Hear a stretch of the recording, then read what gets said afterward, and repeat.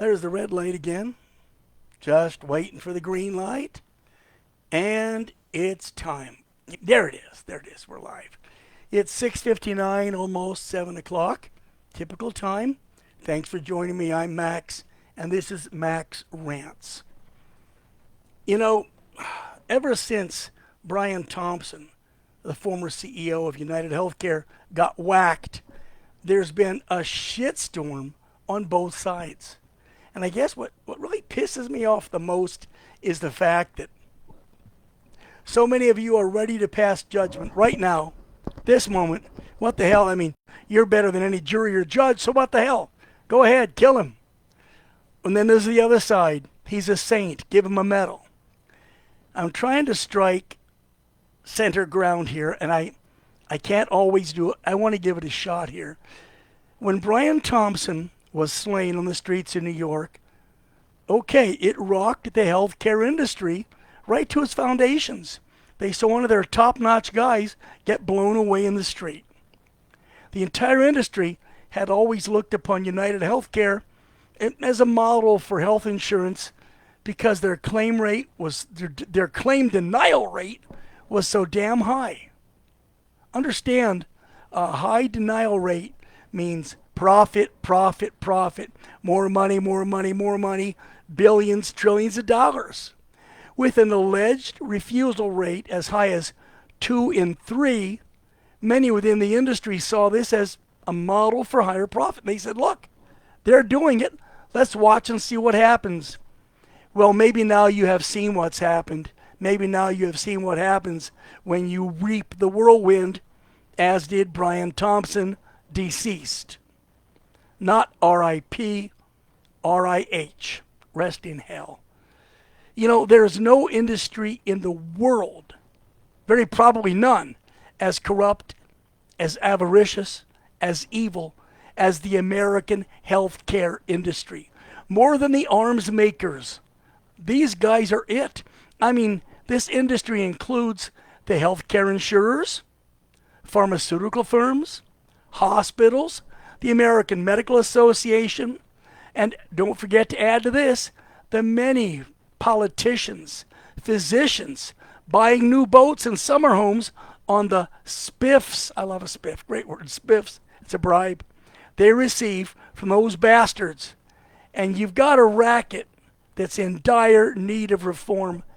I mean, a pharmaceutical rep walks into the doctor's office, says, hi, doc. I say, how you doing?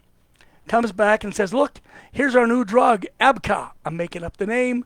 Any similarity to a real one is not intended. Here's ABCA. This is great for the following things. Try it out. Here are some samples. Well, if I move enough ABCA among my patients, I get spiffs like trips to Hawaii, sailboats, all sorts of, and cash by getting a speaking engagement out of the blue, speaking to 3 people at a dinner table for $10,000. Take the word spiff away and call it what it is, bribe.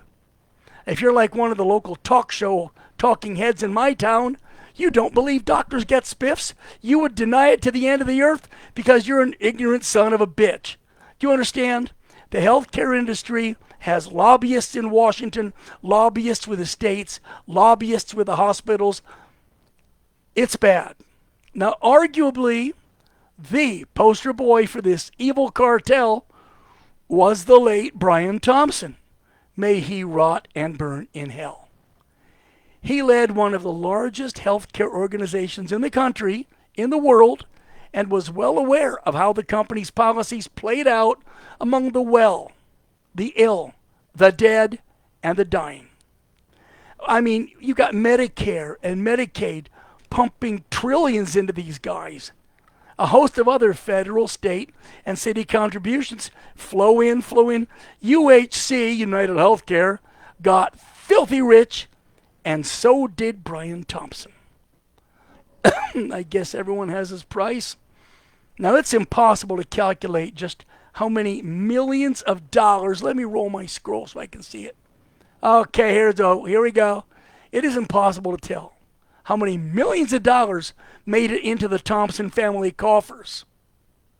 We'll never know. That sort of stuff is hidden very well by people far cleverer than me. It's equally impossible to calculate how this bastard could sleep without drugs, knowing that thousands would die based on his decisions. Come on.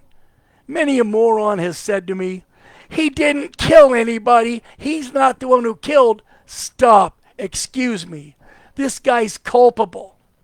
He allowed and had a hand in many deaths by his command. He may as well have held a gun to their heads and pulled the trigger time and time and time and time again. His callous disregard for human life showed in the actions of the company that he was in charge of. You think the guy at the top doesn't know what the hell's going on? Doesn't ask why they get an $18 million bonus this quarter? Doesn't ask? Of course he doesn't. He knows. Well, he knew. Now he can explain it to Beelzebub. Yeah, well, with possibly more blood on his hands than Idi Amin, Papadak Duvalier, or even Hamas, this animal deserved to die. Now, don't get me wrong. I do not support his being shot in the street like that. I don't support that cold-blooded bullet in the back. But you know what? He sure as hell had it coming now, didn't he?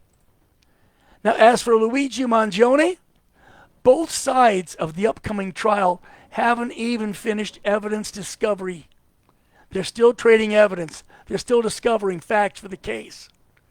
They need to complete it. Then they have to find an impartial jury. Good luck with that. Then they got to go to trial. Then they got to have a judgment. And maybe he'll get a fair judgment. Maybe he won't. This is the United States of America with an infamously broken criminal justice system. Let's go on. Now, all of this is so far away that it's only those dumbasses out there who have judged Mangione as guilty or not guilty. Come on.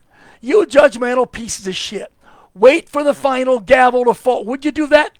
Could you wait for the judge to go, case closed, here we go?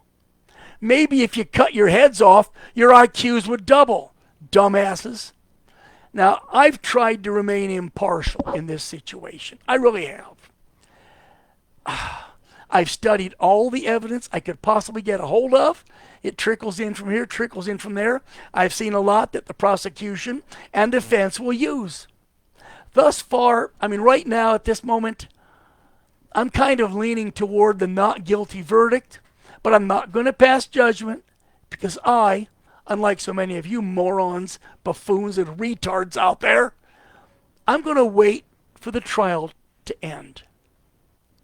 Be ye of the raging lunatic left, Bernie Sanders, or the raging lunatic right, or those imbeciles who actually believe what they read in the National Enquirer and the New York Post, y'all need to slow the hell down, take a deep breath, maybe a Valium, and wait it out.